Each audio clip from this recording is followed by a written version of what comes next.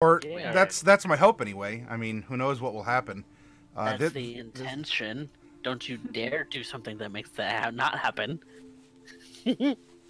I am not intending to do anything at this time to break up the group. I just don't know where things are going to go. Uh-huh. I am. Teleporting mishaps happen. They do. They do. It's been established. What's Shush. I. On a completely unrelated note of bringing the party together, what's the price again for 6 foot length of rope? It's. I don't know. It's it a like couple 10? of gold for 50 feet. Yeah, it's a couple of gold for 50 feet of rope. So I don't know. I'm not even that. A silver? I guess. Maybe. I'm gonna guess a silver. One silver. Okay. Character retirement is tough. No, stop it. Jaden's not allowed to retire. Yet. Later, once there's more mental and physical scarring, then Jade can retire. So I'm gonna get us in because we've had this downtime. I don't really think that in this moment a need for an individual recap is necessary since we've been taking it kind of one step at a time, and we do want to get the group back together. What's that? 5 sessions.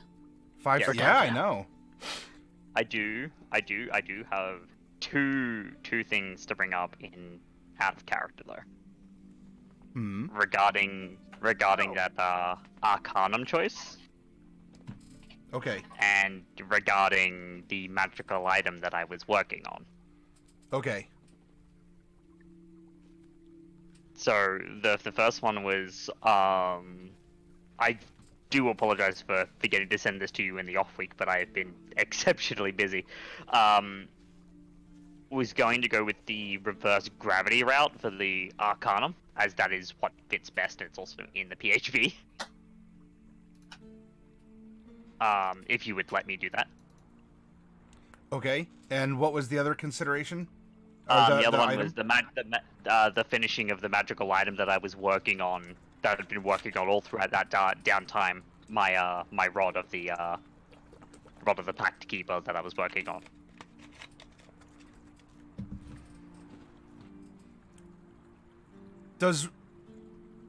Now with what you're playing, how does that interact then? Because doesn't your implement actually become your weapon, or No, how is that crossing? So the thing there is that the rod, the rod is a separate it is a separate piece. It's just a rod. There's no actual. It doesn't become your arcane focus? I could use it as an arcane focus, but it doesn't become my arcane focus, no.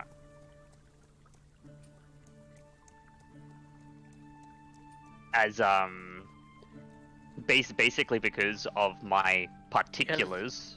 Because for Hexblade, your pact weapon is your arcane focus, yes? I can use my pact weapon as an arcane focus. It's not it's I can use it as such. And they word it that like that very, very specifically. And the way that I was going about it was I was going to, I suppose, make the rod like in such a way that I was doing it as part of this set so that it would be able to be classed as a rod of the Pact Keeper. Where is it? Character options. Log. Yeah, it's finding out quite a large amount about Cypher right now, but that's fine. Well, you don't have to give away anything you don't want to. I'm just trying to imagine, with so if you have the rod, and this is born out of my own ignorance because I've not played this class before. But I mean, even with any warlock who can summon a weapon, then like if you're casting, like would you have to drop the rod in order to hold your weapon, or if I was using a two-handed weapon, then yes. Unless I wanted to, it doesn't actually particularly matter. The rod, you don't even need to be holding the rod. I don't think it's just you have the rod on your person.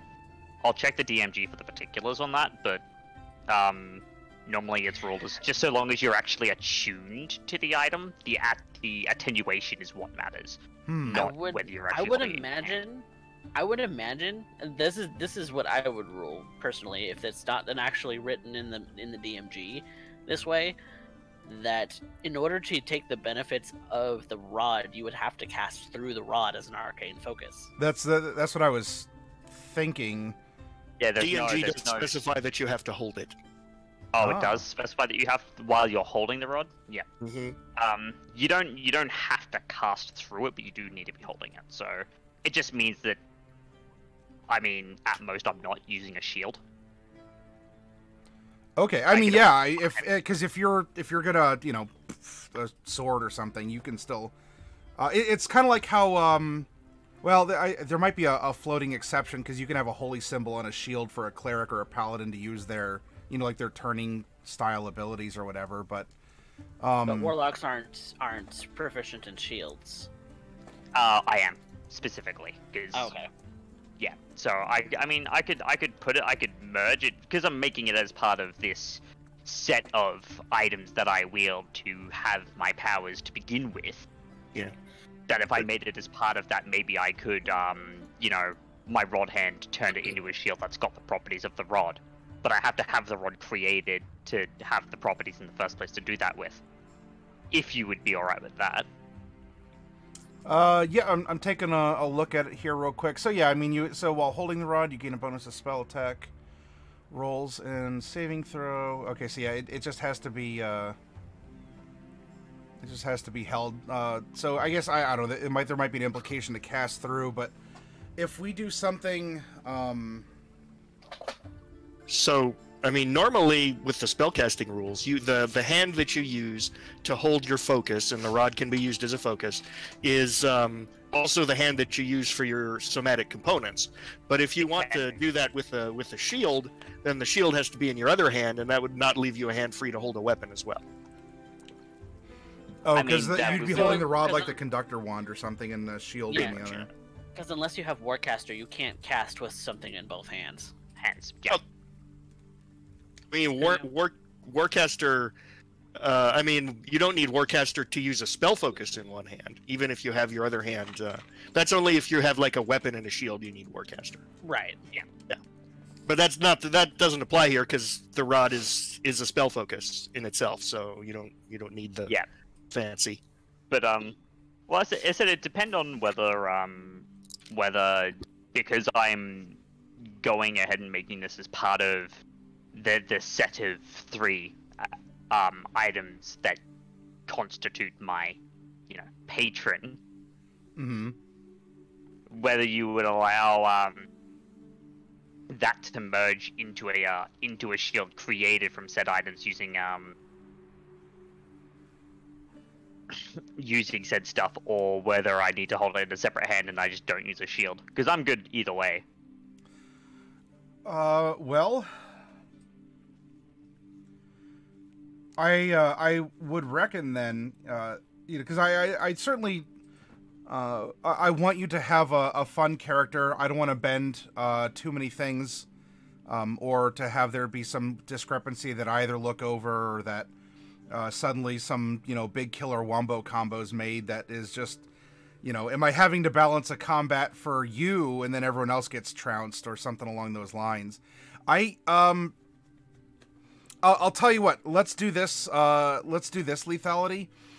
So because we're going to be focusing on getting the team back together, and perhaps we can have your shield, because that could be worked into a shield, or we can work on the rod. But I don't want to spend a lot of time right now to work out those details. Is that something that we can talk about? So what we'll do is, right now, consider it not finished. Yeah, it's a work in progress, and we'll see how it develops. Alright. So let's do this for this session. Consider yourself just having a +1 Rod of the Pact Keeper. Okay. And we'll play it as a rod. And if things happen, or I don't know,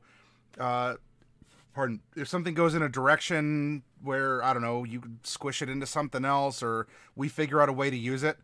So for right now, just play it as a rod you have to hold, and we'll see where it goes. Because this is something that we can certainly talk about in downtime. But I want to get the group together. There's things let us get the group together. There's things that have to happen. I'm so excited to find out where y'all are going, because I'm certainly going to be casting out some baited hooks to you all, and I want to know if there's any of them in particular you want to nibble on. So yeah, we'll just sort of get through this with that presumption that you've been working on a rod as per a rod, and we can make modifications at a later point in time. Matty, Huh? I have one question. Yes? Do you have a character sheet that I can access, or...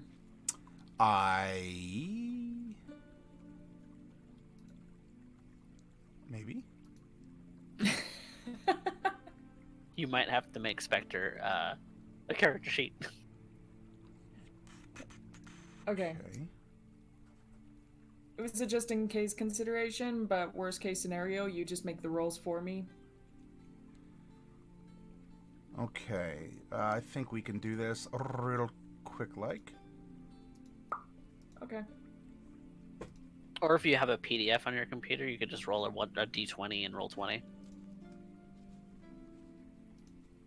I do have a PDF, but I don't know if it's the PDF that I should use.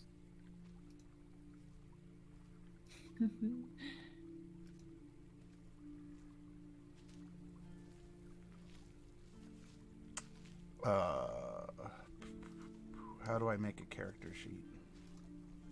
It's in it's in the thing. It's in the papers tab, and then there should be a tab or a plus sign to add, and then character sheet. A button to add. Hey. I usually just right click. Yep.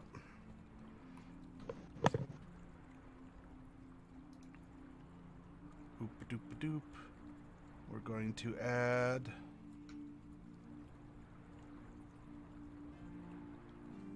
Oop. And then you just make it editable by Spectre.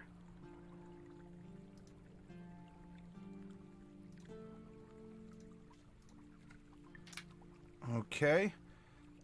Welcome, Omaf Sapreowo.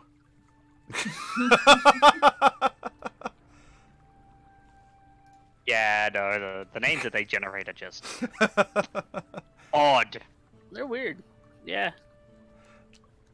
All right, we're professionals here. Everyone out in the audience, don't worry. Yet Honestly, I've I had would've- players keep the auto-generated names. Oh boy. I have random name generators for that. Is that working for you then, Spectre?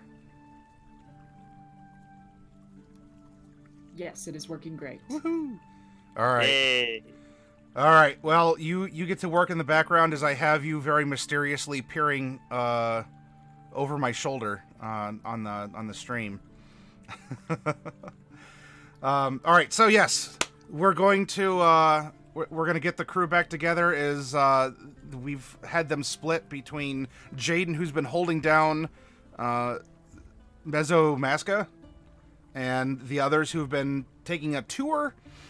Going south here to the crater, north to the trading city, south to the crater, then back up, or at least out far enough that they could teleport, and then you all were going to teleport back to Mesomasca, correct? Or was there someplace else that you were going first?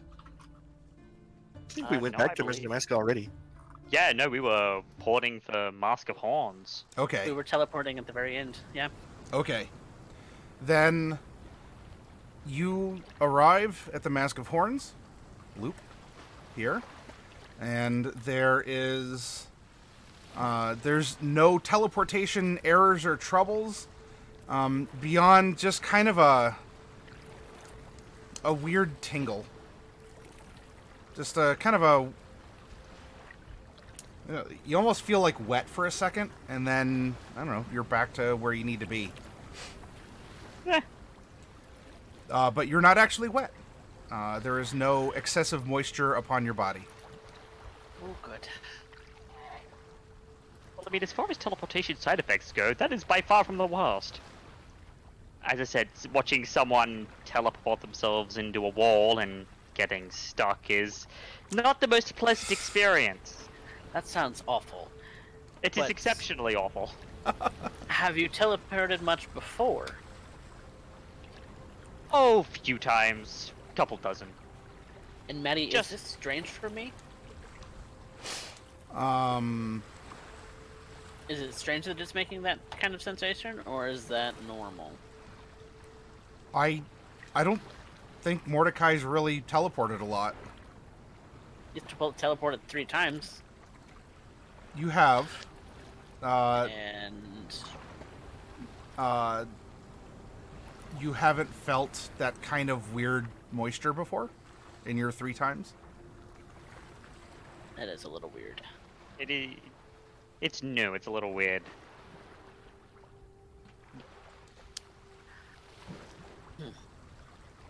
Very weird indeed. Maybe we just went through a waterfall on the way here. No, just long enough to feel it, but not long enough to get wet. To feel wet, but not get wet. Right. Yeah. Like, haven't you ever stood next to a waterfall and then you, like, feel wet, but then you walk away and you're not actually wet? I can say Can't that say I that I have. have recently. Well, you really missed out. You should live in a town with a waterfall next time. I'm from Moldport. We had the beach. Well, Mordecai, you did have an encounter with a waterfall not that long ago. And the waterfall came alive and started attacking you. Yeah, I didn't like that waterfall. That Maybe waterfall. it's decided that it likes you. It certainly had an affection for give you a hug. vampires. It had strong Shonaruth vibes. That I seriously doubt that, right? Yeah. Maybe it was trying to grab at me. I don't know. Yeah, Shonaruth has been a very Shonaruth does liquid that. entity. Shonaruth is all watery, and he does do a lot of grabbing. I don't like it. I don't like it a lot. But we should find Jaden. She's got to be around here somewhere. Yeah, that sounds like a great idea. I mean, that's basically why we came here. Right. All right. Well, making your way through the city. It's still the city. People are out and about. Fashion is still as it is, though. Of course, you are seeing more blacks and reds. Some a little different cuts of things, or some different accents of thises and that's. There is a contained burning tower that the wall has continued to be built, and some things are more visible on the skyline. It is still projecting, a cloud passing by even in the day. There is still this just intense projection of the flames on the underside of any passing cloud. But the people here are continuing to live their lives. There's criers in markets. There's people passing through. Somewhere crime is afoot. But fortunately, we have Jaden Stillwaters, who's out there doing something perhaps about it. We'll see. But yeah, it's not normal, but it's not normal. It's a new normal. How topical. How topical to IRL. The city is in a new normal right now. And since Mordecai's attire's been a little bit blacker lately, it seems a little weird. Yeah, and everybody's wearing masks for some reason. Oh, right, that's actually normal here. Yep, that's. Yeah, that is. It's culture. Yep. Yeah. Don't forget your Yeah, masks. I bet they weird had kind a of culture. plague at some point, and everybody started wearing masks, and they just never stopped. That's probably what happened. So I Yep. guess mage armor and disguise self. Sure. Turn back into Wicker Bottom. Okay. Now, Yes, that's right, Wickerbottom. a thing that I get to do is I actually get to describe Cypher's mask because I haven't done so Oh yet. yeah. So Cypher, as you reach in and you're donning your mask to be culturally appropriate here, what are you? Yeah, describe it. So the main thing is that unlike some of the masks which are very colorful and whatnot, this mask is black, like an onyx jet black. As he slips it up onto his face and removes his hand, you would see that under the eyes there is this pattern of geometric lines around the eyes, done in blue, in a dark blue, which seems to sheen off the against the black of the mask, and it covers his entire face. The rest of it is just dotted here and there with the same geometric designs, but otherwise it's. Are they cyclopean geometrics? Let me just look up what that is. Because that is a. Mordecai is very intrigued. Go on, you'll figure it out later.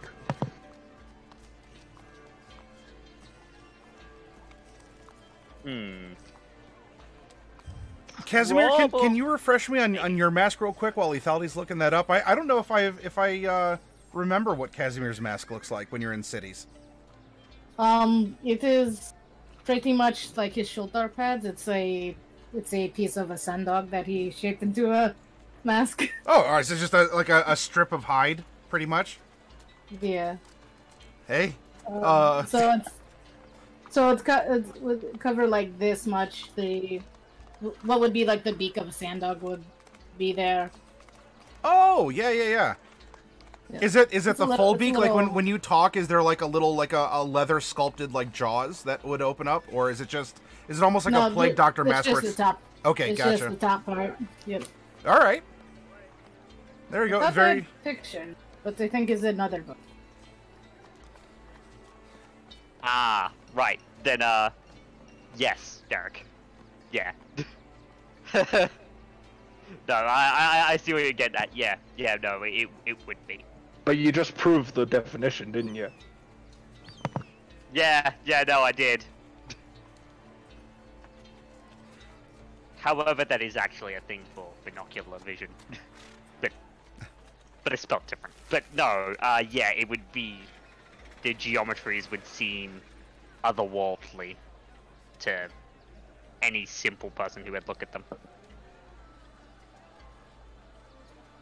So somehow you invented little holograms that are.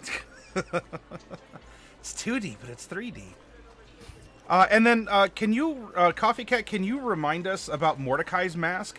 And maybe you want to change it. I don't know, but if we're in a time of growth or refreshment or something along those lines, I don't know if you want to keep your old mask. But when you're going around town, what's the mask that you're wearing?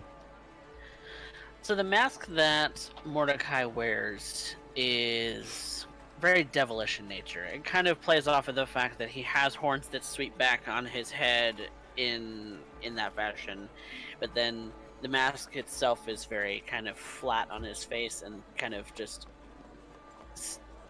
sticks straight up like on the sides, and it's kind of a half mask with a little bit of like looks like fangs.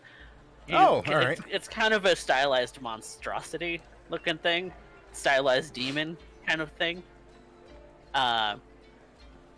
Something he might have picked up on the circus because it's a little bit flamboyant.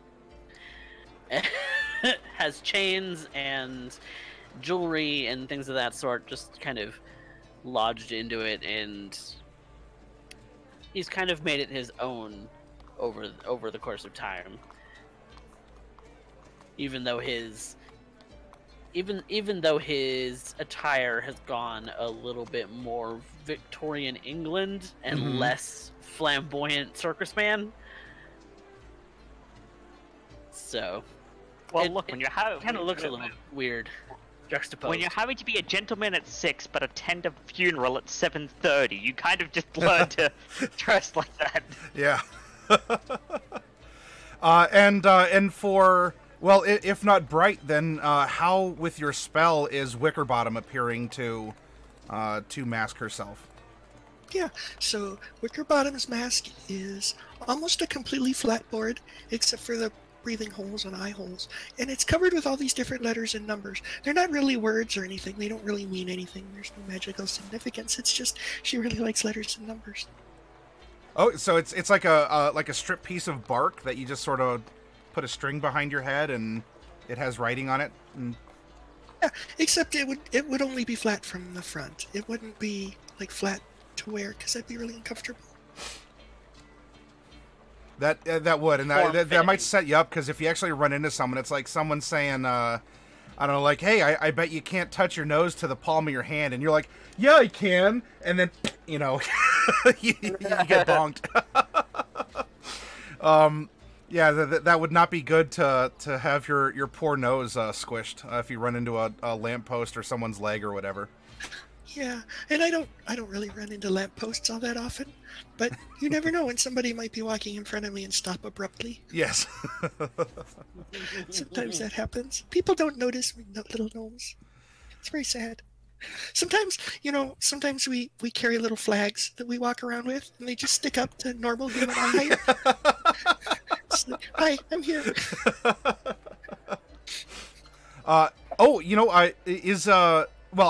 Gnomes by default is Bright, but Wickerbottom you're presenting as a halfling, She's a correct? halfling. Like a librarian look, correct? Yeah. Okay. She looks like Wickerbottom. That's how it comes together. Yep. Okay. Okay. Then you all are walking through the city. The city's still functional. You can get a bite to eat. There's shops are open. All kinds. You can go for clothes or food or supplies, one thing or another. This is a larger city. You are seeing as well with the fashion where the norm before, because this is a very the west side of Mesomasca is more predominantly tiefling inhabited, and the culture, with a couple exceptions, particularly the semi-nomadic people that have been carving images into the mountains forever. They're more simple, as we've explored, almost more of like a what we would consider maybe Amish style, very plain clothes, very simple living. But especially in big cities, you would see all kinds of dynamic fashions. I would probably imagine that tieflings invented the paisley because, I don't know, it kind of looks like horns or something maybe, and they sort of have a weird pattern here and there. Now, what you're seeing then in the fashions, not just of the clothing, but of the masks, and what's standing out would be something that would be more of a very simple or a very plain mask, where it would be a black or a red mask, or you'd even see a checker pattern, or some sort of striping, like a black mask with a red stripe over each eye. But we're talking about just very strong colors, bold patterns, very simple, but it's there. And this is standing out because the norm is more for what Mordecai was describing, little accents here and there, a lot of fashion things that will take your horn into consideration, or, I don't know, just a beautiful cacophony of cuts and colors and cloth and other things that don't have to begin with C. So we're getting this kind of novel fashion that is permeating throughout the populace as well. Ultimately finding Jaden isn't a problem. You know that she's staying at the Wild Cherry, and you can always go there. So it's on you. Would you like to go directly to the Wild Cherry, or is there some more business or investigating that you would like to do? No, we're going straight to the Wild Cherry. Okay.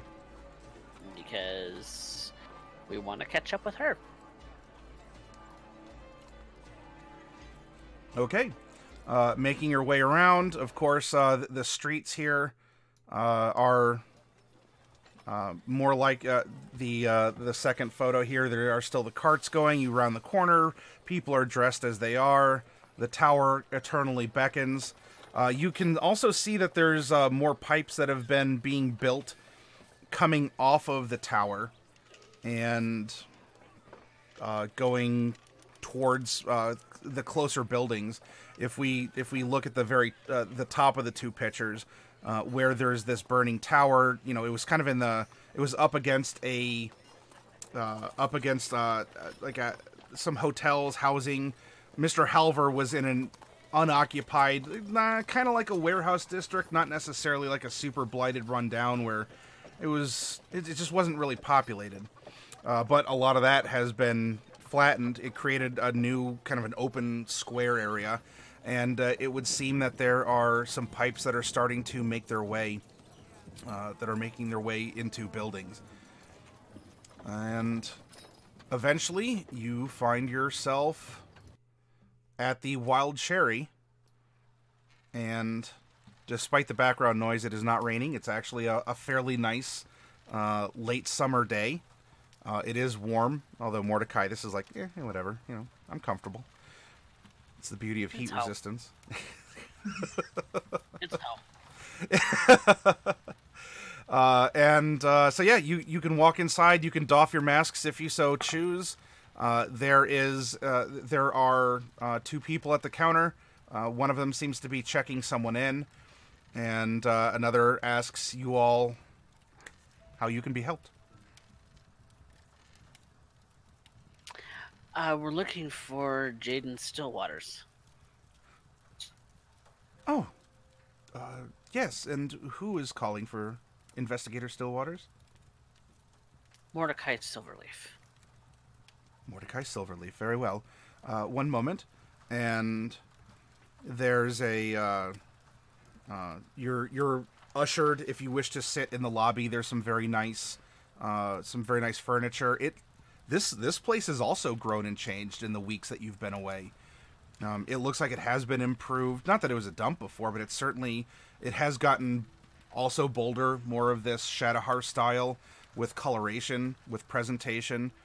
And so you hang out there for a while, and there's a nice shiny set of brass tubes that have been installed, and the person behind the counter that you talk to goes over to one of them and lifts up a cap and speaks into the tube, and then puts his ear to it, nods, speaks something else to the tube, and then closes the front of it. And it would seem that Investigator Stillwaters will see you shortly. Perfect. Is there anything that we can get you while you're waiting? I'm fine. And the others? Cypher's gonna turn to the rest of the group and be like, it might be a good idea that we actually get accommodations set up for the night. I don't think we're going to be moving on from Mask of Horns anytime soon, no? That kind of depends. Yeah, well, I mean, hard for us to say. I don't really like it here, so wouldn't mind moving on as soon as we can.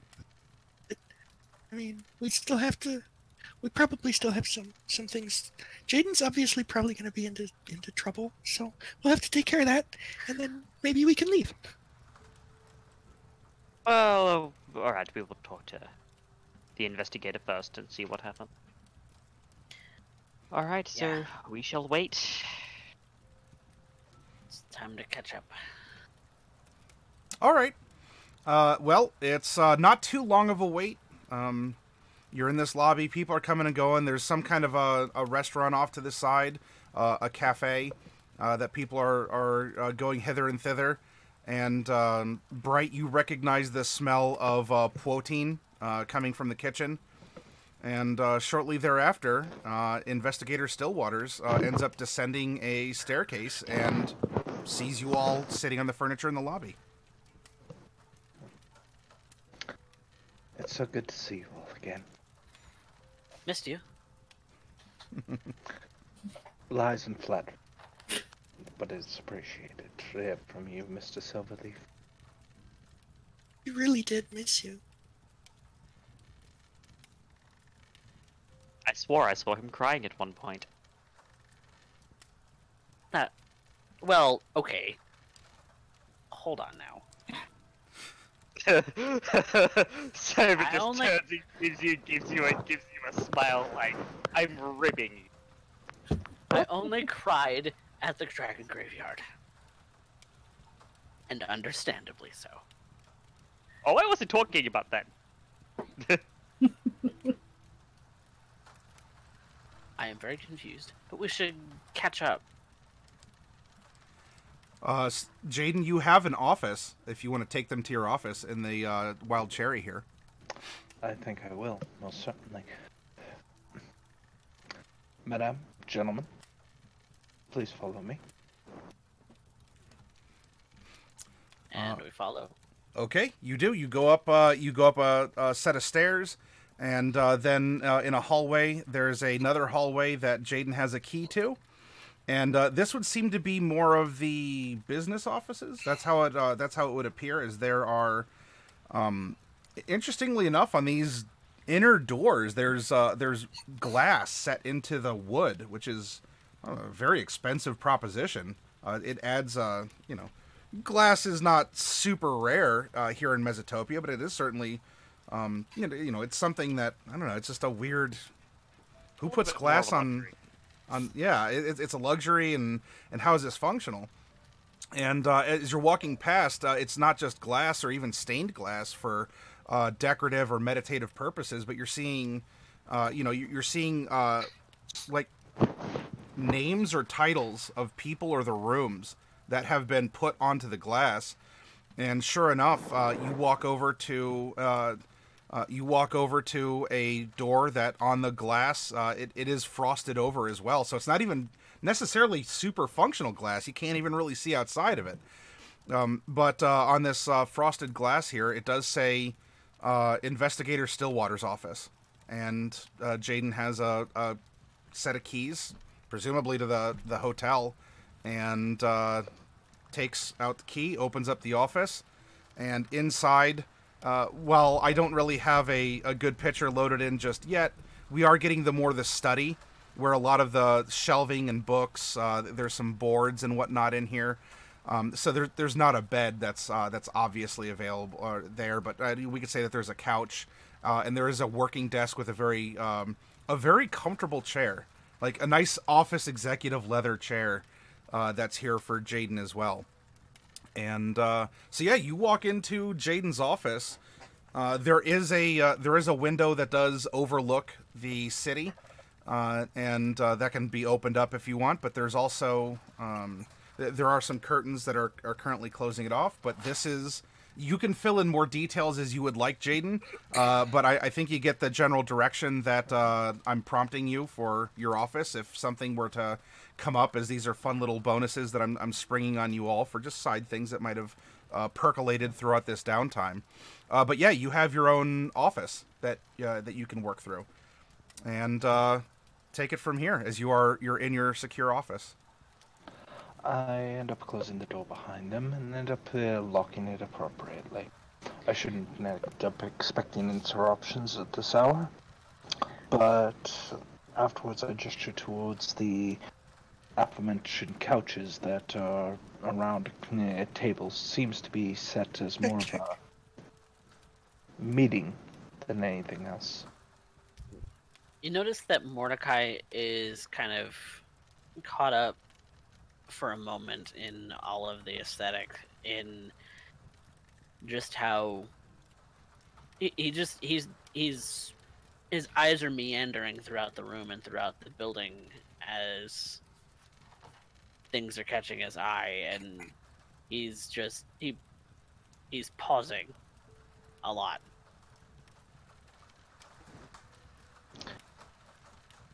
Well, I imagine the trip was long for all of you.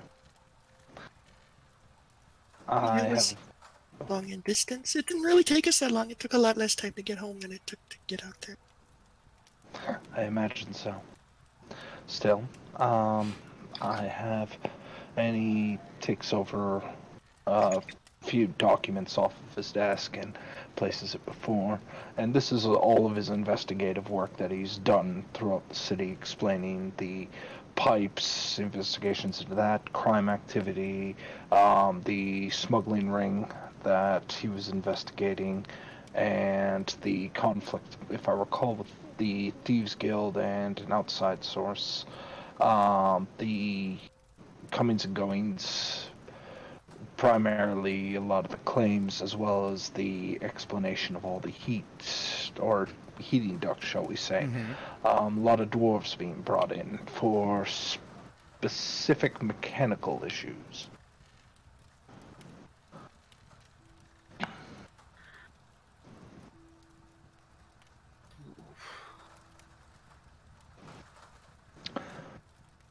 I would assume that you all were going to end up asking me a lot of questions, so I thought I would end up preparing for a briefing. Briefing just makes it sound so formal. Here's your dossiers and. So. Oh no, I haven't laid those out yet. Oh, okay. I can if you want. I mean, I have good news. We don't have to do it 25 words at a time. Yeah. Although we can, if for old time's sake, if you want. Checking in every day or so. Well, I'm very grateful that you all ended up arriving safe, and I think it would be quite the pleasure to be able to discuss with you at last the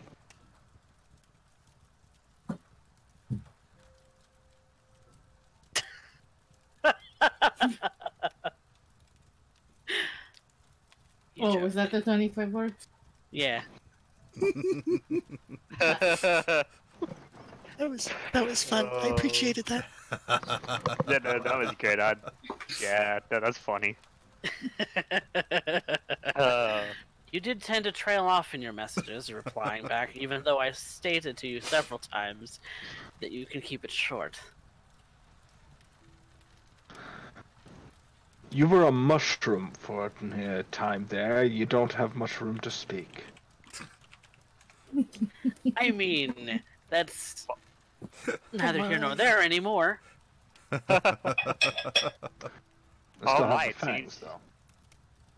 You seems should like have seen before I them joined on your little ship. troop, you Drank guys straight went a through little it. crazy. Yeah. Jaden, she kind of just leans back, sitting in that Crazy chair. seems to follow us a lot. You'll learn that a lot, Professor. Well, I suppose it's why I'm here. I'm inexplicably drawn to such things. It's my Some of nature it's as an academic. maddening. Some of it drives us mad. Just so you know. Oh, looking at the basics of four-dimensional geometry can drive a person mad if they don't know what they're looking at. Because Madness is shapes are for irrelevant. the wealthy. Yes, shapes are for the wealthy. See, it's the investigator gets it. Right.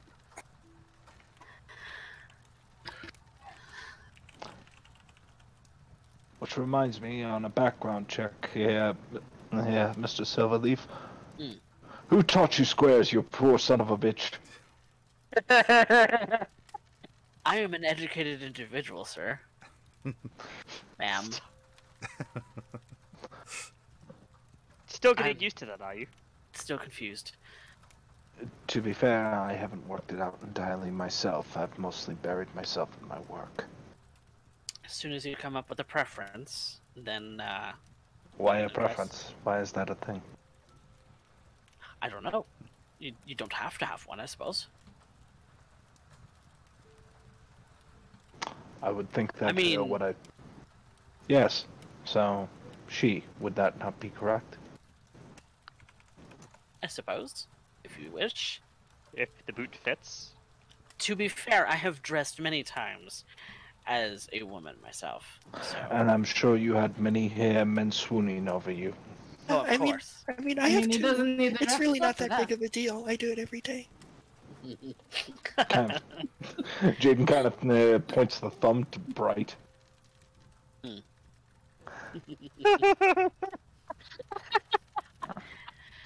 Yeah, to be fair. So, have you learned anything of particular note? I noticed no one bothered to end up making a dossier or a briefing for myself once you arrived. To be fair, it's a little more. I personally work a little more casually than that. And it would take out all the fun of us getting to tell you the stories. That's the I do part have of the fun. field notes, however. You would. Glad somebody has had some decency of forethought. And, I've taken notes too, as he pulls out his leather book. Is this the one that Celine kept? Yes. Okay. Jaden immediately reaches for it and turns it over, showing a picture of Mordecai's beautifully drawn ass. I can see. That one's not mine. That's my favorite page. That is a Celine drawing, and she is very good at it. Very detailed notes, I see. If he could blush, he would. You gotta try. You're trying to get it flowing. Careful, Mordecai. You might end up bursting a blood vessel. I don't think you can afford the waste. Speaking of which, he walks over and whispers something into, or not whispers, but kind of speaks into a tube, ordering the Madame's special. Okay. Anybody else need anything? Have you eaten? I am fine, thank you. Although, I do have something that I need to show you all. Oh. Yes. And, if possible, a slab of sand dog. You have anything that's not so meaty? Fruit salad. It opens up, and the meatloaf. the meatloaf that doesn't contain any meat. Only meat products.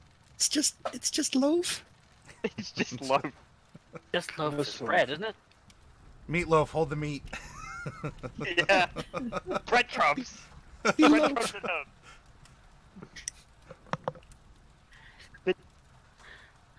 Put some cheese over it, and it'll basically be like what the Shadowhari eat. Yeah. Okay, so yeah, it's the food. You're about to end up getting exactly that, actually. Stillwaters just doesn't call it that. They just call it meatloaf. That's great. An assortment of foods will be brought up after a while. So the order's in. So as you're conversing, at some point they will be delivered. But you do receive an affirmation from your tube. But I told you, Mordecai, and right, Casimir, that once we got out of the wild magic zone, I would show you what it is that I was actually capable of. You know, why Are you going to turn into a ghost again? No, Oh, A too game. bad. This was we quite were interesting. we were in the wild magic zone near the crater. It does very strange things to people. Bright I was a can't plant. imagine the heaviest of sarcasm right there. It's more than what is present here in Missouri. It's a I'm more actually powerful one. Still a little leafy around the edges. But and Also, Casimir and I were 50 feet tall. Ah, that was fun. Yeah, that was weird. I couldn't imagine. I wish I myself was at such a joking. size. You most likely hear stories from across the sea of a massive shadow. That was me. And some think that the things that we say are crazy. Yeah. But, digressing. I told you once we were out of the wild magic zone, I would show you. We were out of the wild magic zone. Yes. And Yes, that sir. would be where you see him kind of flick his hands, and you see that on his right hand he was wearing a gauntlet. And you see that a very similar gauntlet, but for his left hand, appears along with a headband. And as as he does this, you would see that there are some little ethereal blue tethers What in the world is that? hanging from him, and they are going to snap as he. Some of them are going to snap as he kind of partially frees himself from the influence of gravity and casts levitate through ascended step. What in the world is that?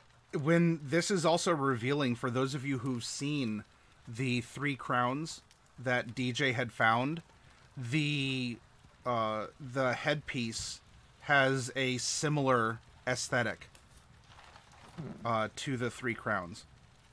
You say the headpiece of what is the headpiece?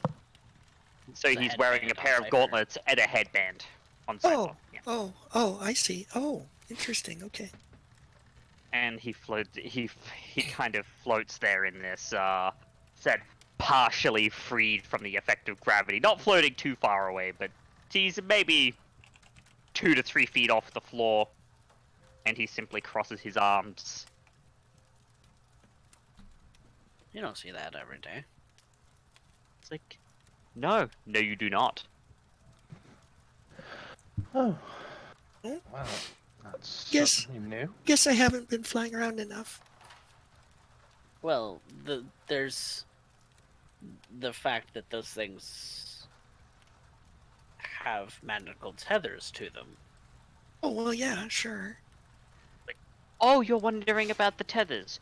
No. These tethers are the tethers of my body to this world's gravity. As you can see, I am currently floating. Yes, we can see Yes.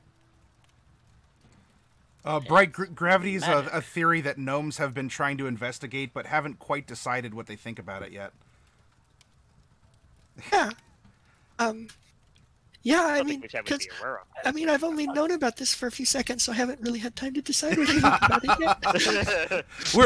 We're world building as we're Coming on going here. good authority that gnomes have definitely been investigating this for as long as we've known about it. It's up there with things like time zones where it could be night somewhere else at the same time it's also day. You know, it's Yeah, kind of looked into. And everybody knows those don't really exist.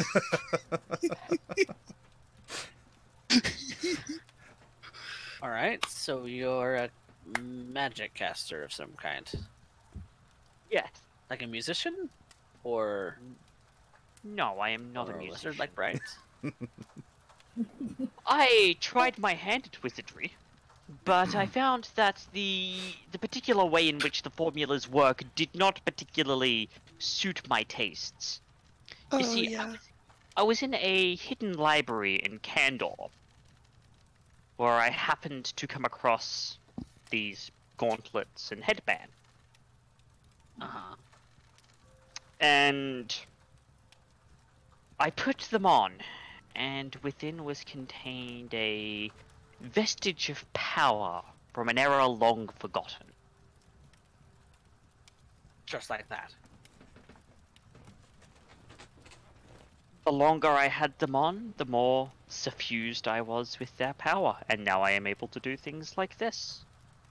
oh, and this, and you see him kind of wave his hand, and in his right hand appears a long sword, which turns into a longbow, which turns into a greatsword. He's just flicking, and different weapons are disappearing and reappearing as he does so, before he dismisses it finally. Great. It's pretty fun. So I More can magic. do the same thing. So watch. So I start casting minor illusion, and every minor illusion, I have the same weapon. It's just like. But the thing is that the thing though, there is. Do those actually affect someone if you swing them at someone? I mean, sometimes they duck. I mean, that's an effect. I'm going to take that as a not when you actually hit someone. Well, I mean, I'm not very good at swinging them anyway. It wouldn't really make any difference. But I have a other variety of different things. For example, I learned how to see in pitch black darkness in color. I have learned how to read every piece of writing. Oh, I know that one too. I took it because it fits the character. Seems like you can do a lot of the same things as a Bright can, but you're not a wizard. No, I am not a wizard. I mean, the only reason that I can use the arcane is because I tinker with it. Have been for years. This is beyond my pay grade. Anyway. Simply know that I am a caster. practitioner of the arcane arts, but in a different manner to the other arcane practitioners in here. Okay, you're an arcanist. Cool. I mean, I kind of figured as much when you were assisting us with all of the studies and magic and everything. I figured you would at the very least, curious, if not a caster already. Yes, well, I thought I would let you know because I imagine that inevitably we will get into some kind of combat situation together, and I thought it would be better that you are appraised of my capabilities beforehand. Just so you don't expect me to do something like, I don't know, cast a healing spell or... To be fair, I have once had to end up tracking a leg breaker for the local mob. And as it turns out, it was a gnome wearing a full plate as thick as a broadsword is wide, and beating individuals to death with what appeared to be a very large tooth. Sounds kind of Why? weird. I believe her name was Hallivel. Don't know who that is. But at least Yes. she's gnome, and at least she's like okay. a rock. A tiny little rock. I mean, I see. suppose that gnomes can do just about any position, any real, Like- job, really. Just differently. I mean, some jobs we're not very good at. Like putting things down off the top shelf. I suppose that's what you have this tall people for. And fly spell. That's exactly the fly spell. Now, while this conversation's going on, food will be brought in. Also, Mordecai, I would like you to make an investigation check, please. And in case you want to use it here before you do, there are some floating +1s this week. We have Casimir, Mordecai, Cypher, and then there's 2 that are going to me. So that's the current fickle god favors, and if you want to use those for a +1 on something. I think I will. Alrighty. Investigation's not my strong suit.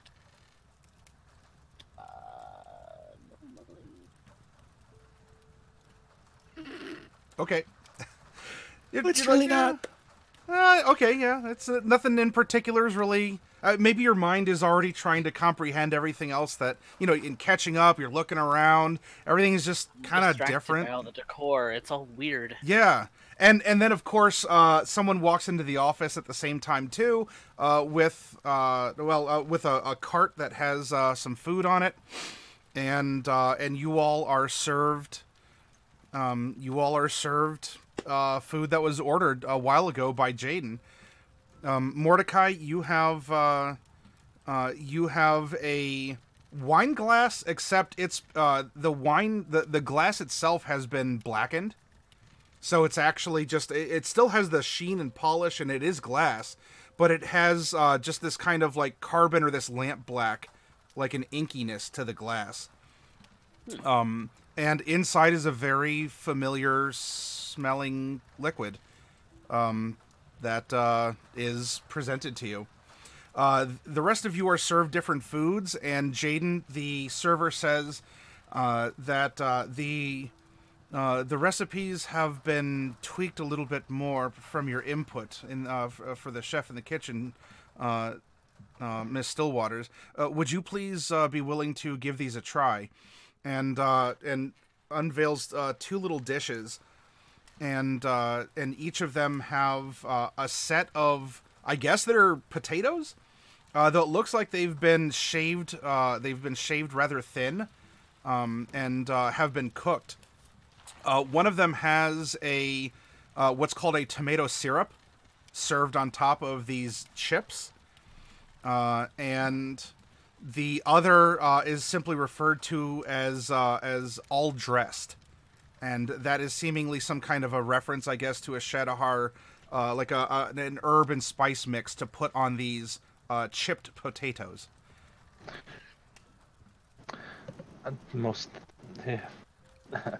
Well, I'll certainly give them a try, and hopefully they'll end up catching on.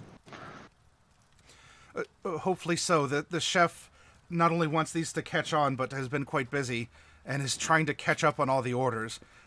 We were making a joke in the kitchen to just simply call these ketchup chips because we're trying to get these out. It doesn't have a ring to it. I don't think it'll catch on. I'll let the chef know. And bites in. There's no potato in these. It's just all crunch. And bitter tomato. Never mind. Fortunately, it was better than calling it a nightshade sauce, as it was originally referred to as. So, to be fair, for the be well, and thank you very much for the order. The room service looks at the rest of you, asks if there's anything else you need. Otherwise, he's going to go back to the kitchen. Hearing nothing, then turns around and. I wanted to check the meatloaf to see if it's actually meatloaf or if it's not meatloaf. It is whatever Jaden had referred to in the order. It's a loaf. So Jaden can describe your food, since there's context here. It's more akin to a very, very tightly stuffed, like overstuffed wrap of some sort. Tomatoes, lettuce, seems to be maybe a bit of cheese in there. There is a little bit of onion. It's all like mashed up in here, put into one large almost of a kind of paste, and it's been filled in. I believe the other term for it was borisito or something like that. Okay, it's pretty good. Should call it like a hot pocket or something. That'll never catch on either. I will add, Bright, as you're eating into this concoction, you're getting kind of a familiar Pop Rocks feel in your mouth. And, I didn't know that lettuce was supposed to fizz. And fortunately, the lettuce isn't fizzy, although, now that you think about it, that could be very interesting. Huh, put that on the to-do list. Yeah, fizzy lettuce. That sounds like something that would really be a hit with the nose. You get a weird kind of a tingle on your tongue, and when there is a very colorful flower petal that was included in your wrap, and interesting. But it's giving you a tingle that you felt not that long ago before teleporting. Obviously you wanted to make a certain safe distance. But it's just barely registering on kind of your that's kind of a weird magical tingle. Yeah. Yeah. Didn't know you could eat these. I'm gonna set this one aside and identify it. I mean, I'm sure I know what it is, but just in case. Okay. So you begin. You take the petal out of your mouth, put on the plate, and we're gonna start a ritual. Or are you just hard casting it? I don't think I have it prepared. Let me double check, because I would use a cast on it. No, I don't have Identify ready. So yeah, it'll just have to be a ritual. So I'll do it after I finish eating. Okay. So yeah, I mean, you'll pull out. I mean, it would effectively end up being enough petals for maybe like one rather busy flower. If you don't want to eat them. So you'll have a little pile. Otherwise, the food is delicious. It's this is summertime. This is when everything is ripening and growing, and this is like, this is the best time of year for produce. So much Shadowheart influence. Yes, well, I would say it encompasses about 95% of my wardrobe.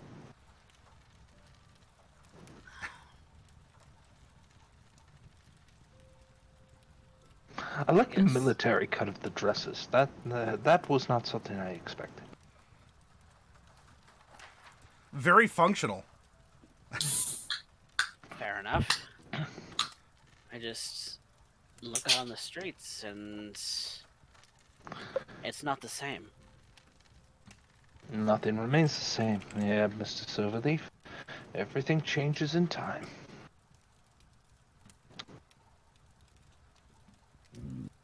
I thought you might appreciate this, though. Maybe you can make something out of it.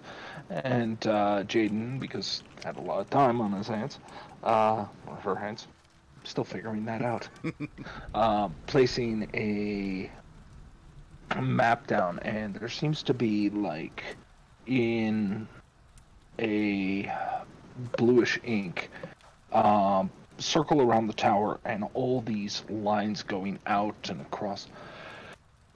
This is as many of the easy to find, pipes that they're connecting, providing heat and warm water to every establishment nearby. The closer it is, the easier it was, but they're extending the network further out. I'm wondering if this looks familiar to any of it. Yeah. I want to take a look at it and see if there's something that I can determine by being a tinkerer in my past. If there's something that I can tell as far as like the functionality and how it's supposed to work. Look, sure. Summoning circles have been a thing. As far as I know, this thing is one big hidden summoning circle. This thing could be just a labyrinth or Lazarus configuration ready to pop. I don't know. I'm gonna look at it in that regard. All right, and go ahead and make an intelligence-based tinkering tools. All right. Derek, you're supposed to buy me time. We're like 12 episodes out from that. Hang on.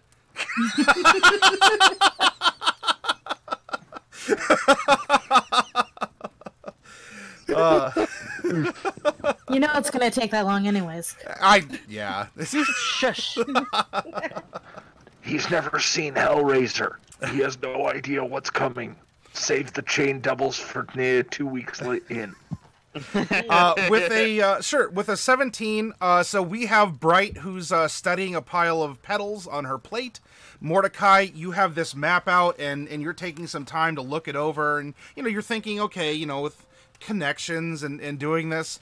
Well, we have this going on as well. Then, for Casimir the Professor, while they're doing this, not really downtime activity in the long sense of it, but while they're busying themselves, are there some other things that you want to do on the side, or are you just happy jamming out and eating? I am good. Not much to do for me. Okay, you can always go to the window and look out if you want. Might as well. Okay. Sure. Just part the curtains. Nice sunny day. You look down through a functional clear window, and there's people going about their business, just doing their thing. Okay, and then Professor Cypher. Yes. Is there anything that you were looking to do individually, or to do you want to assist anyone in looking over plans or coming up with ideas, or do you want to ask to look at some other information that Investigator Stillwaters might have? Or you could just sit back and enjoy your food. I might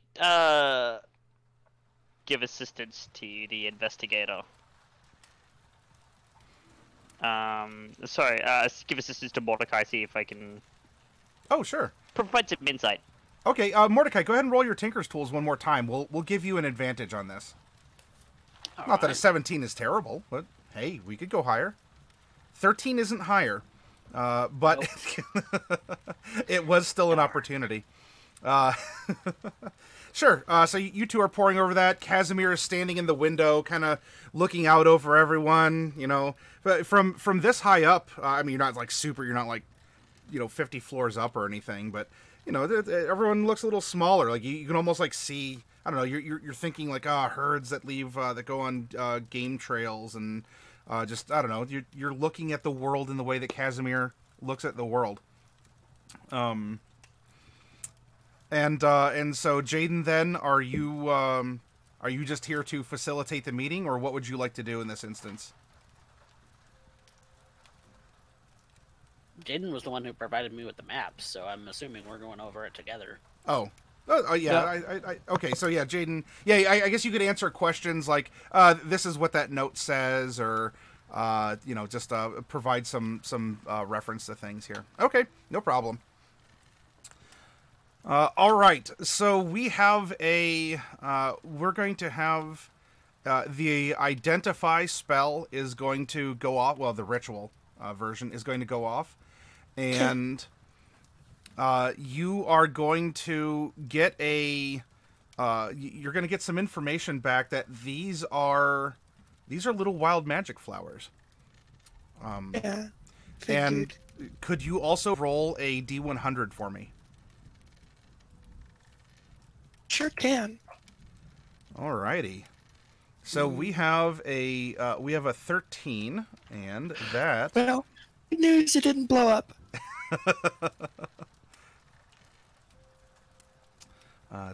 There we go. So we're gonna have. All right. Now, as this is just these are tiny little small flowers from just one. You are going to end up casting confusion on yourself. However, it's gonna because it's so small and it's just a little fizzy, just a garnish, which by the way tasted really good. If only more people knew that eating flowers is actually kind of you could do so. So anyway, you're gonna cast confusion just on yourself, not as an AOE, and you'll have advantage on the saving throw. It's a wisdom, right? I believe so. Go ahead and make a wisdom anyway. 13. Oh. Boy. Oh, all right. So Not a very good wisdom saving throw. no. All right. So let's see what happens. Oh no. Control, continual, contagion, contact other plane. Yeah, that would be. I accidentally cast that too. Yeah, you give a mighty persneep and suddenly, we ramped up into a different spell level. All right, That'd be you have an allergic reaction to it. It's affected. All right, an affected target can't take reactions and must roll a d10 at the start of its turns to determine its behavior for that turn. So yeah, it is a wisdom saving throw. So yeah, I guess I guess as this happens and you succumb to it, roll a d10 also. 9. All right. You can act and move normally. For at least a little bit here. Hey everybody, I feel kind of funny. Oh, what? Woo. What's going on? Are you all right? I don't know. Are you okay, little one? I'm not sure. You might want to stand back. Oh, I'm going to assume I no. feel so good. Oh, okay. I'm actually gonna. I'm gonna approach her and cast Lesser Restoration. Sure. So yeah, Lesser Restoration. Let's see what Yeah, that does. maybe she's having an allergic reaction, or maybe she's gonna throw up. Lesser Restoration might be able to keep that from happening. Oh, maybe not, because it's not any of that's those. not gonna do it. Not any of those things. It's worth a Okay, shot. but let me know when I should make another save and another roll. Yep. So for this kind of narrative time here, as you're feeling a little fuzzy, you are saying and doing what you're doing. Now, the conclusion, or at least the initial conclusion, because this, I mean, you could spend an entire month looking this over and watching the construction happen in front of you. You're probably not going to wait a whole month. Though your initial examination of the chart here is that the tower is playing into some kind of it's the center of a web of a network of pipes that are proposed, and some of them have already been built out initially from this point to buildings that look like it will be piping in water or steam. It'll be piping in heat, and there's even pipes that are going back from buildings into this contained area as well. And it does seem as if the plans are calling for not just it's a stone wall that, whatever, water can leak through. Like, it's actually being, sealed up, almost like a ship. Like, they're using, grout and sealants and whatnot to make sure that this is more like a dam. Now, there hasn't been any real mention of water. Nothing has really been put in place yet in regards to that. But everything is in the direction that a great amount of water is going to be added or supplied in some way to this container. Have I or my mentor way back when ever used such technology to make mechanisms move, like steam toys or little gadgets or things like that? I'd say nothing that would have been practical for a circus, like for a moving circus. This was before the circus. Oh, you might have been able to talk about it. I don't think anything was made, as maybe some springs, wires, little coiled things, or more traditional machinery. Wind up things, yeah.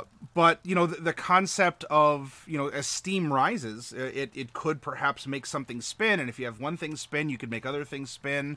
Or, just theorizing about, what would the world look like in 50 years? And maybe your mentor's like, I imagine a world that is, that has these sources of power going to everyone's homes. Or, and of course, this is all kind of pie in the sky stuff, and like, well, but we have magic. Some people can use it, or but why would we ever convert over to a system like that? And in 50 years of all timetables, when instead, we have coily-doos and springamajigs and all sorts of other things that could be used for, I don't know, whatever else. So, it's something that maybe you're talking about, dreaming about a future world of some kind, but it was talk, you're an understudy, young kid, maybe even proposed it, and your mentor's like, yeah, that sounds like a cool idea. I could imagine things that might be used by it, but I couldn't really, I've never experimented with it myself. Right. Well, that's interesting. Technology seems sound. It could work. Well, to my understanding, it still does. It actually does work. That's why the rooms remained heated during nights. I mean, So lots of homes have fireplaces for that, but... Can you follow the tunnels then, or the tubes? Follow them all the way back to the tower? Yes. Interesting. Interesting. No, The tower it hasn't seems... changed. Doesn't seem right to me, still. I mean, could have just had a boiler in the basement and do the same thing. You don't have to open a portal to hell to have heated buildings. I think it's Are we more even sure it's taking a portal advantage now? of what's already there. I'm 100% sure it is. Aren't you? Well, it's... I mean, the ever-burning flames and how it draws in the tieflings, and yeah, I'm sure. I'm pretty sure. Yeah. I never thought of that, to be honest. Really. I mean, tieflings are so removed from their infernal history at this point that it's not something I instantly jump to, no. Oh, I jumped to it instantly. When you're so short, you got to jump to a lot of things to I really have to do a lot of jumping. and reaching. Yeah. To be fair, Bright, you're more intelligent than I am, by far. I mean, only because I just got to level up. No, I mean, you thought of the 3 crowns thing. That's That's storytelling. That's my thing. yeah. Well, anyway, yeah, I mean, and now everything's awkward. That's Go fine. ahead and roll another wisdom save advantage then, while everything is awkward. Oh, Come on, all right. man. Roll another d10. That's so dumb. All right. Creature uses its action to make a melee attack against a randomly determined creature with its reach. If there's no creature within its reach, the creature does nothing this turn. So yeah, I don't know. Maybe you're getting frustrated. Mordecai came over to help you, and you're having this, and you're just sort of like, and you can punch Mordecai. I'm gonna punch Mordecai in the nose again. Okay. Oh, come on. Wow. For entertainment's sake, can I jump in on this? What would you like to do? Oh, nothing. Jane's focused entirely on the map, but for some odd reason, the shadow of the chair elongates into strands of hair and just puts the chair in the way. Oh, gotcha. Is that so? That's you're using your kind of like a shield react or whatever, your imposition of the shield or something. Protection. Yeah, Got it. but it's bright. Doesn't really require a shield at that point. Yeah, I think sure. A piece of putty would work. Roll it again. Okay. So yep, roll again. All right, there we go. So it's that'll be a net 12 because I don't think I have proficiency. That's the gnome wizard we all Oh, I expect. do. Yeah, but you do. but do I have to? Everyone- Oh, it has to be strength. So not dexterity. So Yeah. I think it's gonna be like a net of +3 then, because proficiency has +5 for us. So that's Do a you have a 12. -2 in strength? Oh, it's -1. So, but I wasn't sure what my proficiency was when I Yeah, when I exactly. estimated. Does a 12 hit you, Mordecai? 12 does not hit me. Okay. So yeah, This might weird out the professor. Just suddenly, a chair is lifted from black strands of hair out of the floorboard in the way, and then just sits itself down. Yeah, that is. At Weird. some point, we do need to talk about that kind of thing, Jayden. That happens a lot. What kind of thing? That chair just appeared Little one, you shouldn't try to hit people. I in didn't mean front of me to. with hair. It was It was an accident. It's okay, Bright. You can hardly Can I just put me enjoy down. the fact I have hair? Hardly reach your nose. Yeah. I don't- I almost mean- did, but I then my mean, hair got Jacob away. gets hair, and now it's a problem. To be fair, Bright, you're at the perfect height for punching other things. I don't want you to do that. I don't want to hurt you.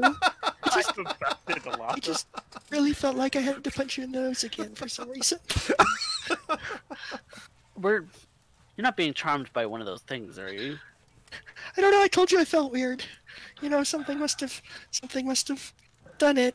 Go ahead and make another Jaden wisdom saving is throw at going to advantage. Walk up to. Yeah, I'll Bright roll and just another. kind I'm of- gonna roll a 9 and 13. Let's see if I can do that again. Okay, 19. Okay. I'm better now.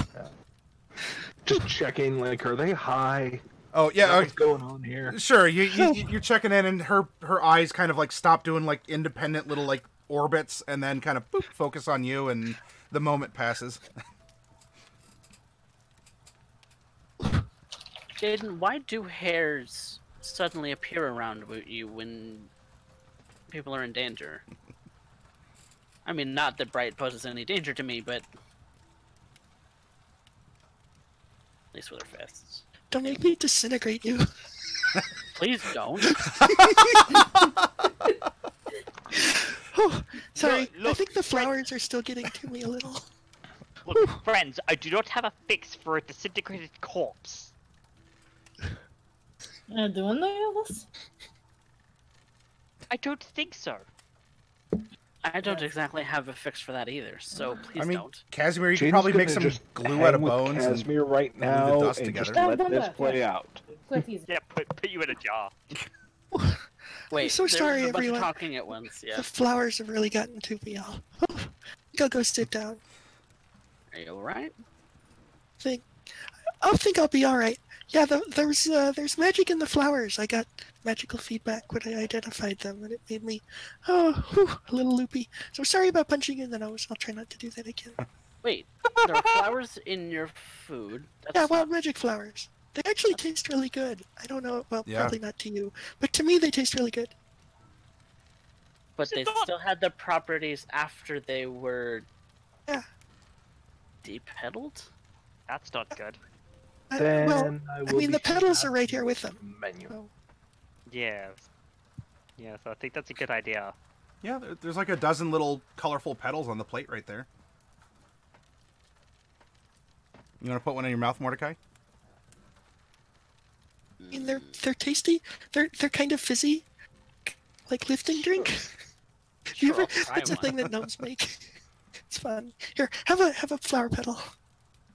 And I got to chew on it a little bit. Okay, you're getting that magical fizzy feedback. It's a little tingle. Nothing anywhere that would be like, you know, the rim of the crater or even, you know, miles and miles beyond. But there's certainly a little bit of this magical tingle contained in the petal that you're grinding up with your teeth. Tastes like soap. Yeah, it's probably got some cilantro in it.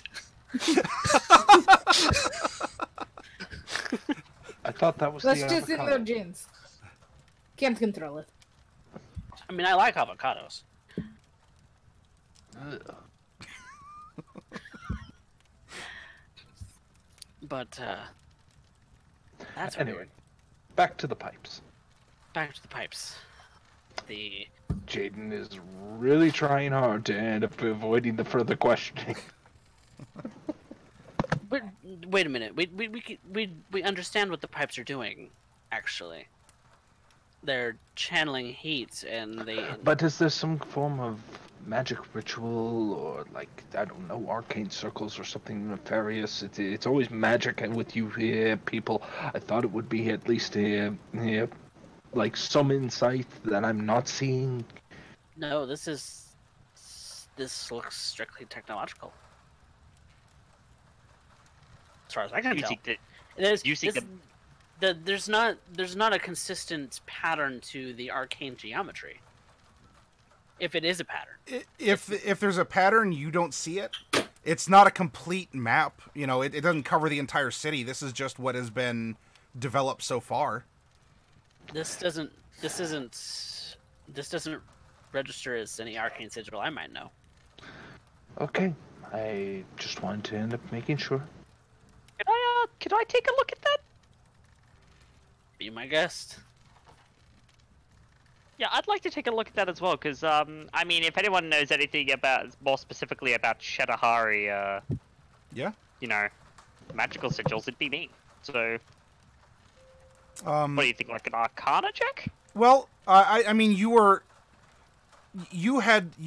had aided in this reckoning of the map. Now what you can supply is that this does seem to be what you understand happens further to the northeast, because it is a much colder, more rugged climate where the Shadowhar do pipe in warm water for heating, let alone for sanitation. This seems to be an extension of their culture here in Mesomasca. Now, further south, you're not getting like super bitterly cold winters where the snow piles up. I mean, maybe more towards the north of Mesomasca. It'd get a little colder. Here, it's more temperate. This would be an equivalent. I mean, I can only compare to the U.S. as I'm familiar with the geography. This would be more like maybe a Tennessee, like a Kentucky or Tennessee, where you might get kind of a wet winter. It might snow once and it won't really stick. Or in that rare occasion where you get an inch of snow, the entire city forgets how to drive and they just go bonkers, and you're like, what's going on? How did you forget to drive when there's half an inch of snow on the ground? Yeah. Okay. Those horses, but so it's it's more moderate. It can get chilly. So the heating won't necessarily be a problem. Of course, things like indoor plumbing to bring it to people, is good for overall sanitation and health. But also, I mean, if this is being supplied by the Shadowhar, it would be a luxury for them, or it would be almost like adapting this environment to what they're used to for their own lifestyle. Though you could see this very well could end up ingratiating people who are being brought these luxuries that are you're being shown that this could just be an everyday part of life. You can have indoor plumbing. You don't need to throw your night soil out the window in the morning into the gutter. This is kind of a revolutionary deal. Now, I would be aware that they do use this kind of thing in Shadowhar in the country to supplement the fact that they have absolutely frigid winters. Brutal, yeah.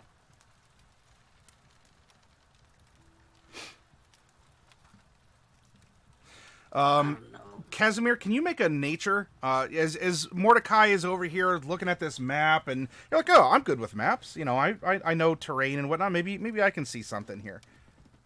And you're going to use your elven eyes here.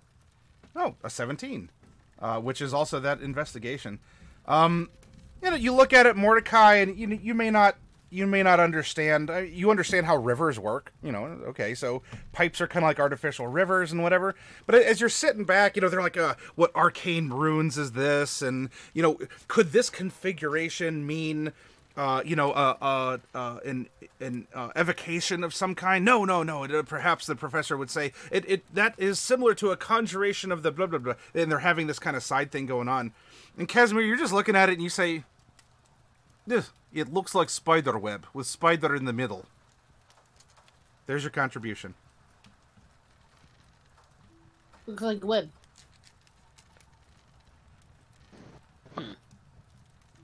Very even, neat pattern. Spirals a little because spider starts on one end and goes to the other. Depends on spider. It's efficient. Yes. I don't know. Just everything about this seems... Just everything about the Shadowhar coming to Mesomasca seems insidious. Perhaps. I mean, that's they the thing could with they could just be bringing technology, which I mean, I'm not gonna argue that because I'm a tinkerer. I I deal with this kind of thing,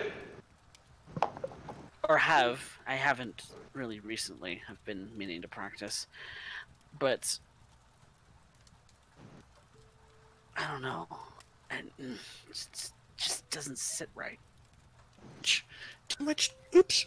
Excuse me. Too much technology too fast isn't good for anyone. Leaves you in social disarray.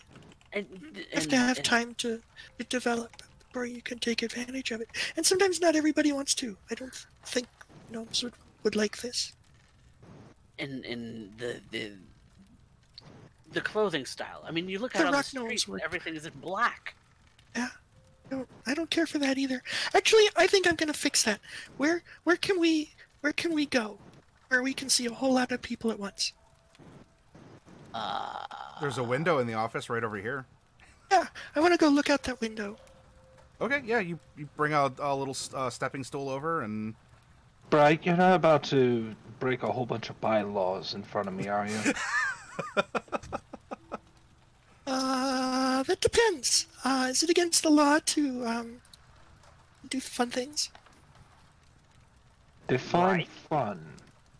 Like colorful things? Are we talking about? Yes, it's going to be very colorful and not at all dangerous to anyone. Is the color red? That might affect things. No, we need blues and oranges and greens and purples. Okay, all those things. So I'm looking out the window. Too much red. How many people can I see? Let's see. Let's roll, you're decent. High up, it's a populous area, so let's roll this. You can see 59 people. Okay, and how far away are they? Various distances. There's probably, I don't know, about a dozen or so would be on the sidewalk just below that, and so we'll say that you're on the third floor. We'll give it about 10 or 12. So we'll say there are 12 people within 40 feet of you. Okay, so I'm casting seeming. Okay. And I'm changing all of their clothes to be the colors that Mordecai said. All crazy quilt patchworks. Like you've seen originally in the Mask of Horns. Okay, what's the check to figure out how many bylaws that Bright is just broken? Well, this doesn't this seem would like be... the sort of thing that would be against the law to me. Yeah, no, hasn't actually physically changed anything. It only seems Let's roll. like she has. But Oh, there's I see a Woo's picture there of the block. That chair is a hero. What's your spell save DC right now, Bright? Ooh, it went up. It's 18 now. Oh, all right. So then, from the people on the sidewalk here, a couple that you are able to get with your 30 feet. Is this just a cacophony of taller, shorter, fatter, skinnier kind of a? I'm not changing their face. I'm just changing their clothes. Oh, okay. All right. So yeah. I thought about changing their faces too, but it seemed like it would be going too far. They're wearing masks anyways, so. Coming I up, could change the masks. there's a lot of like one person doesn't scream in pain, but kind of like a weird kind of like what just happened, and there's some other clatter as all the people here are affected by suddenly they're not in the same clothes that they were wearing before, which of course then is kind of spreading to the rest of the crowd on the street who are looking over and wondering, what was the scream, what's going on, and we're quickly getting a like a semicircle, like on a playground when people are getting ready to fight or something, and so people are in the street, and there's and Jaden, you're hearing like people in carriages going, "Whoa, hey, what are you doing? Get out of the street! Come on!" And people are like, what's going on? Why am I green? And another person's like, oh, I actually really like this. And I reached over, and I give Bright a fist bump. Okay. I'm entertained. a very like a clandestine kind of like a hey, come on, it's right over here.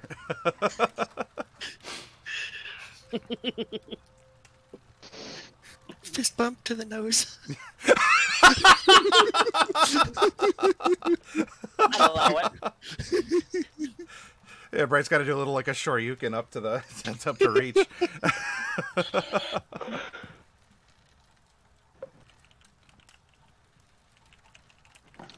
Wow.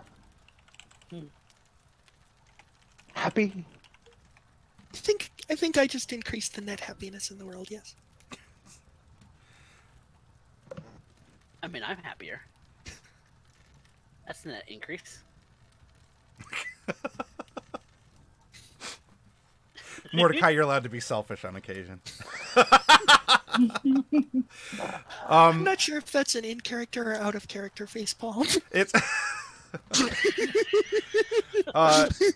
as you all are at the window, you're seeing this, and people are starting to clear out to let people in wagons down go, and like but this was just, and they're trying to figure it out, and eventually they're either going to wander off or the spell will wear or something. Oh no, it's a duration of 8 hours. Mm-hmm. They're stuck with it for a while. Oh yeah, so I guess they would be stuck with him for a while. But someone's like, "Oh, my wife is gonna kill me," so yeah, the crowd's dispersing, and from behind you all, at the door, there is and you can see that there is through the frosted glass, there is a silhouette of someone outside of Inspector Stillwaters' door. Well, excuse me while I get that. And I will walk towards the door and open it a crack just to see who it is. Certainly. You can see outside in a very smart dress, wearing her hair up in a bun with a hairpin, 2 ram's horns, and bright orange skin with illuminated, well, not like illuminated, but very like highlighter fluid colored eyes, is Miss Merkuri. Miss Merkuri, it's good to see you again. Inspector Stillwaters, wonderful to see you as well. How are you doing this fine day? I'm entertaining guests at this current moment. But do please come in. Oh, I'm so sorry to intrude. No, not at all. Everyone, this would be Miss Merkuri. Miss Merkuri. Following is Bright, Professor Hair Cipher, Casimir. Kerbottom. Oh. Okay, I'm gonna let that slide. Wickerbottom, here, Professor Cipher, here, Casimir, and Mr. Silver. Very nice to meet you all. My name is Miss Merkuri. Nice to meet you. Yeah, Nice nice to meet you. Oh, is this like what we're seeing? Is this what she looks like? No, not as the user picture here. She is a well, the basic description: orange skin, highlighter fluid, yellow eyes. Her tail does have a little split at the end, so it's a forked tail, and ram's horns for her. Okay. She has very like again, that same kind of like coal black hair, but it's worn up. In fact, I don't know, Wickerbottom, you're kind of in contention because Miss Merkuri is in a very school marm style dress, and her hair is worn up in a bun with a very nice little golden needle holding it up between her horns. Yeah. So we may get our hair done at the same place. Probably not though. No, that is a basic description. However, if Miss Merkuri has further details to add, then the floor is open. Generally speaking, her appearance is very quaint. She holds herself very proper and prim and speaks with as much cadence as she can. What color is her dress? It appears to be a gray with a frock underneath that has gentle white, an off-white. Hmm. She's not particularly outstanding in any way, shape, or form, but you do notice she has a very nice face.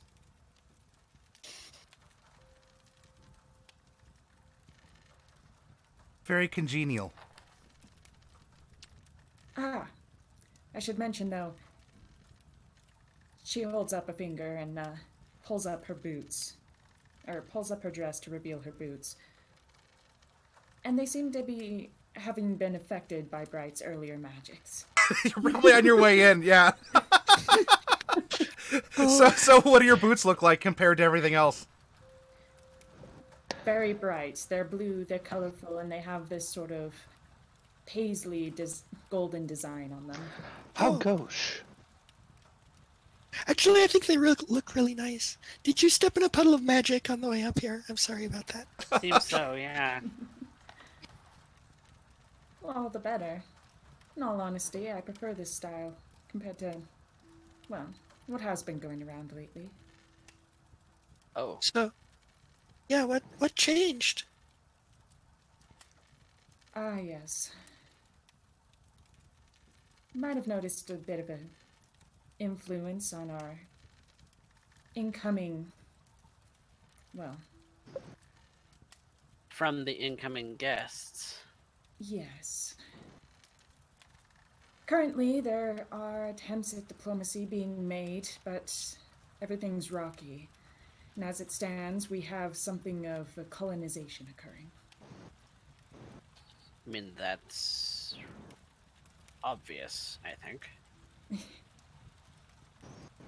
Merkuri, that's an interesting name. Are you local to Mask of Horns?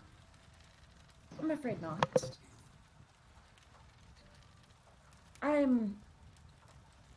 Honestly, I came to Mesomasca out of an inquisitory means. You see, I'm trying to construct a portfolio for School of Magic in the area. And during this time, I've been investigating the tower, the Pillar of Fire. As far as I'm sure you've seen it. Of course. As far as I understand, the only university for arcane studies for wizardry is in the capital. Absolutely. Be interesting to have a university on this side. I will see if I can get any sort of input. I'm afraid I don't quite know who you are, as per company-wise. I know Investigator Stillwaters is known as coordinator, police officer of the law in the area, but I'm not sure I know the rest of you too well. Well, for a bit, we went by the moniker Chroma Company. For a bit. We've sadly lost members. I see. And you no longer go by Chroma? Well, less of a performing troupe anymore. And let's be honest, you did most of the performing anyway. I mean, well, yes, but with your assistance, because you are very good at magical puddles. Yeah, those are a lot of fun. I can do other things too, it's not just puddles. I'm certain. Provided. Investigator Stillwaters. I came here with inclination tonight. I'll be honest, I wasn't here to chat too simply. My talents serve for the disposal of the entire city. That includes yourself, Miss Merkuri. I appreciate it. You see, lately the tower's been giving off something of an odd energy, and well, Are we having more of a increase in tieflings trying to reach it? it feels like as of late, yes. Myself included, I'm not sure what to make of it. Something like a calling. I I've felt been- that a little bit. Yes. I've been trying to dissuade myself, but I'm uncertain of the properties. If it's not too much to ask, perhaps I could receive an escort. Most certainly. Yes, very much so. What you have said is exceptionally interesting, and I'd very much like to look into it more. I think we're all really interested in the tower. Mm. But I'm also interested in your attempts to set up a magic school here. Would you be teaching? I mean, why now with the colonization? Well, simply said, along with many other ongoing interactions, there's also been an increase in, well, those unlearned but having properties. I've been very intent on trying to direct them, trying to provide them a path. I remember myself, if you don't mind me being too sincere here, and straightforward with all of you, I come from Fallfire. It was... Oh, That's interesting. We came from Fallfire too. Just Well, now. Just I got am- back. Well, not from there, but we were there. I am actually from there. Yes. I'm certain you can all agree that the province is complicated. To say the least. Yes. I had to move around, and I've traveled long and far in order to establish myself as an educator. As of right now, I have very personal ties to young ones. We're experiencing skills and abilities such as our own, but not having any sort of release or outlets, any means to improve.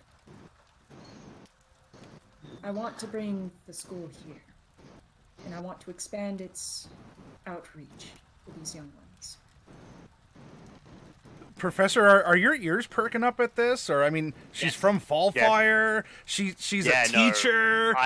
There is my I have exceptionally vested interest at the moment. Are Like I you am. leaning forward like ooh you eyes, or are you just kind of yes I see? Or how is the It's like- professor reacting here? It's like more like yes I see. He's very very calm about it. But you better believe he's making all sorts of mental notes. I bet Casimir's making mental notes too. Casimir's always making. Yeah. What are you talking about? Like he wants Mordecai's ass. But you want to investigate this tower, or at least get escorted close to it, yes? Yes, I myself, my vested interest at the time has very much to do with ensuring the safety of the area and the region before I establish the school. Understanding any magical properties that might be occurring in the area has much to do with that. And if there's an increase in activity around that area, then there's definitely some concern. Absolutely. I'm sure you know, but especially our kind. Yes. It's concerning since almost half the population is tiefling in Mesomasca. We are very, very much the type to be inclined towards magic. I just want to ensure that any students I bring in will be protected by any means and cost. So, That's a slippery slope, Miss Merkuri. certainly. But it's a risk I'm willing to take. This has been my vested interest and ambition for many years. When would you like to make your leave towards the tower? Have you found a method of entry? As of right now, I believe I need to find myself a method of... I intend to get close to the tower, but as I've mentioned before, I'm wary. I Because you're imagine so. withdrawn. There is... How should And I put safety it? in numbers. Yes. I should mention there is an implication. Implication? Yes. An implication of danger. Not that that's something you don't know, but there have been many who have been disappearing around the tower as of late, and I can understand if this is not a task you wish to take, but I want to give you full disclosure. Then I suppose, as residents of the city and investigators of things abnormal, and to give Jaden a little bit of comfort here, we're a little bit tied to the city for the moment, so the safety of its citizens are important. We should ensure their safety. Well, Yes. agreed. Allow me to get appropriately dressed for the occasion. I'm very certain that a dress doesn't end up holding well under stress. I always kind of like an armored look on you anyway. You may change your mind soon. Oh?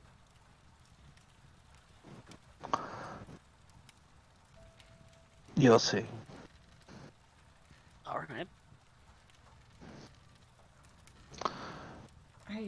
I'm so sorry, Investigator Stillwaters. I truly did intrude. No, not at all. If anything, I'm grateful that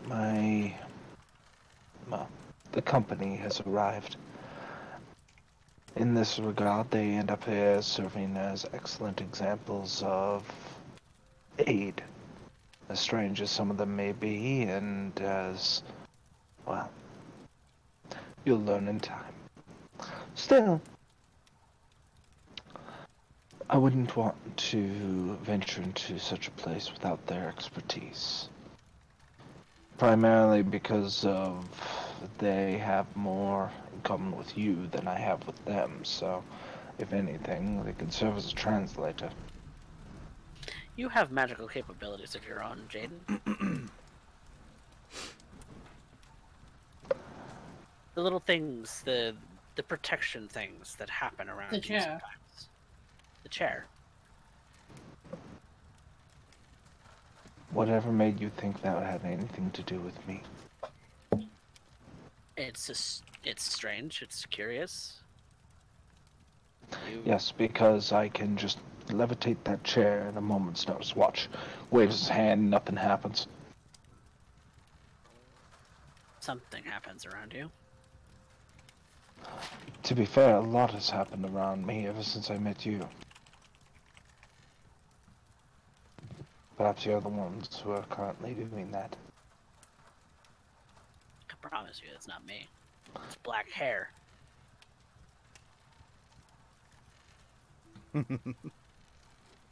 This time it's not me either. I mean, sometimes it probably is, but this time it's not. And Well, perhaps I'm misconstruing this, but black hair as in... And she reaches up and touches her bun for a moment, cautiously. It's always kind of looked like that, I think. But I've always only ever cut it out the corner of my eye. I'm sorry, I've never met any of you until... What, So that's a real shame, considering I consider myself to be somewhat of a known figure in the You academic would. worlds, at least. You kind of would. I mean, you're a researcher, but I don't know many people who know famous researchers. Perhaps my Can't- colleagues are highly aware of you. I'm less a researcher and more myself a teacher. And I suppose in this instance, a scout. Well, one way or another, we will end up endeavoring to end up aiding you in your investigation. If you'll pardon me for a moment, I need to take my leave in order to get prepared for the outing. Understood. Yes. I do appreciate it. Please do enjoy some of these, thinly sliced hors d'oeuvres. Places these plates by our side, and begins to walk out the room. You can actually hear the key lock it behind him. Like, you can get out if you wanted to, but he, maybe out of habit, Stillwaters locks the door behind them. Well, we'll wait for Stillwaters. All right, then what we're gonna do is why don't we get up and let's take about a 10-minute break or so, refresh ourselves, snacks, drinks, restrooms, stretches, and when we come back, Investigator Stillwaters will be on the scene, and we'll find out what Miss Merkuri is going to be talking about. So for all of you out there in audience land, take a break yourself, and we'll be back after a little bit. I'll let you know when we're getting close. Yes. Pull up your boots and tie your laces, children. We're going on an adventure.